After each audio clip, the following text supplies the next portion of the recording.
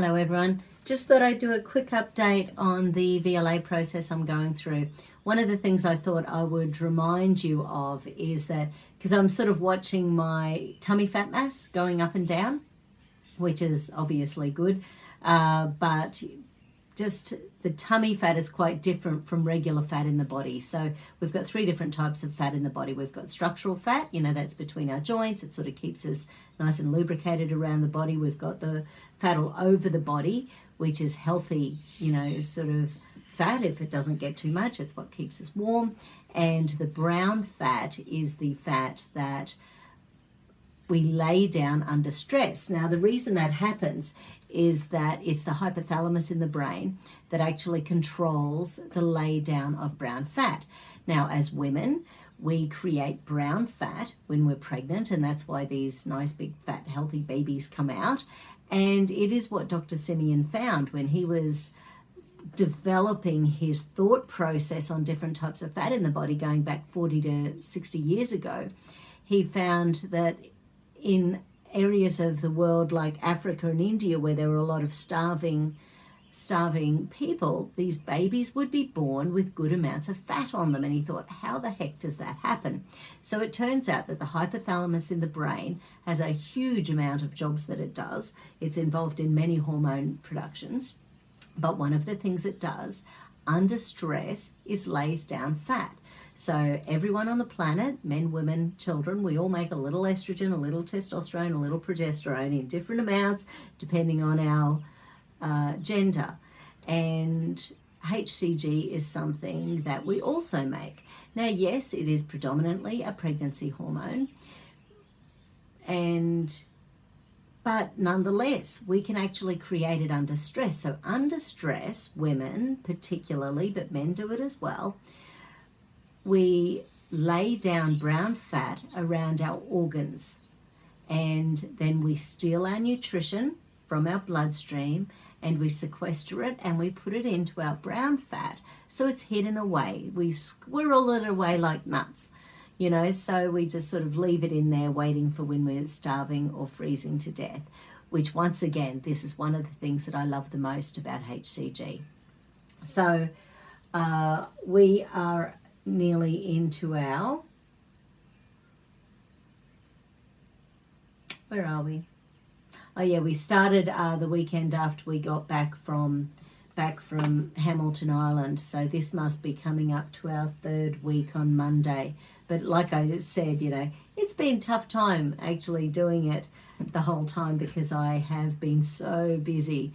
And especially now I'm running for politics. We'll see how that goes. But, I've been out and about, sort of getting my face out there. I've got another day of, spreading the love tomorrow. So we shall see how that goes. But anyway, whatever. Life is good. We'll just put it out there and see what happens. So basically, I wanted to give some just overviews today so you get a little bit of an idea about where I am at from beginning to end at this point. So firstly, when it comes to the actual, the girl numbers, the numbers the girls all want to know. So I started off on that binge weekend. My high weight was 73.3, and these are clothed on the scale in my clinic the same way I would with a client. So once again, not naked first thing in the morning, just saying.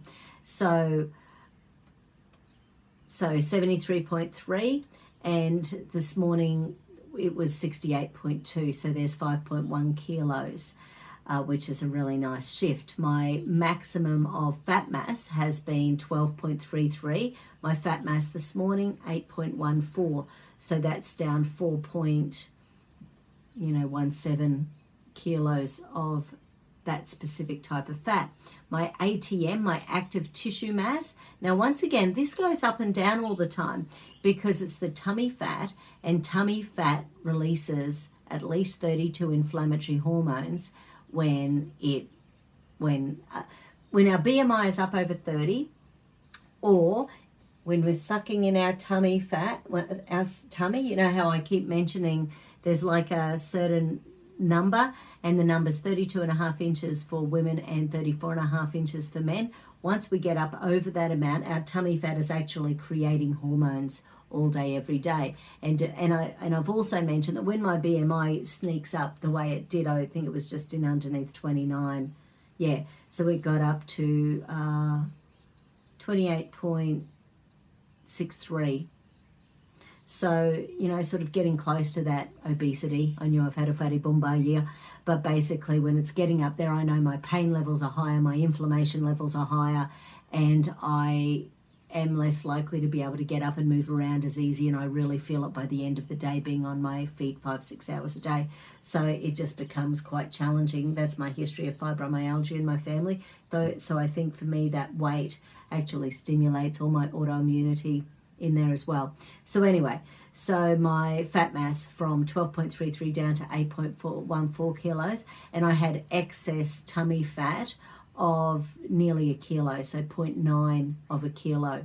So as at this morning, it's minus 0.04, so it means I've pulled off, at the very least, I've moved 900 grams of tummy fat, which is great.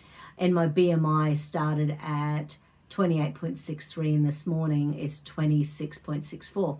Now, Monday will be the beginning of 3 weeks. Yeah, so we'll have done 3 weeks on the very low calorie diet come Monday morning.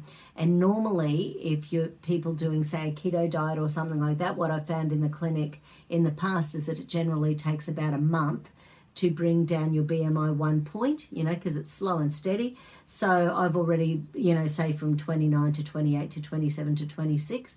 So the fact that on Monday after 3 weeks, I'll have pulled mine down 2 points in 3 weeks, it just speeds up the process. And the other good thing about this is that I know it's fat mass I'm shifting because I can see the numbers. Absolutely, I can see the numbers.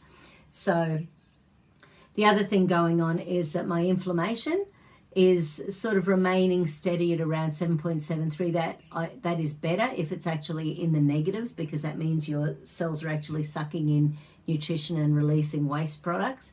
So there's a little bit of inflammation there. My body's holding about 3.5 litres of excess fluid still, which 3.5 litres, it's not that bad, but it's, it's sort of just for women, generally around our periods, we can tend to store about an extra 2 litres of fluid, and my muscle quality is about 86%. So that's probably not too bad. Once again, it's going to be high stress until the elections, and I'll do the best I can with my foods, and we'll see where they are. So that's my update. Oh, by the way, I actually have a spreadsheet where I put my weights, have done for like 15 years, so it's a long spreadsheet.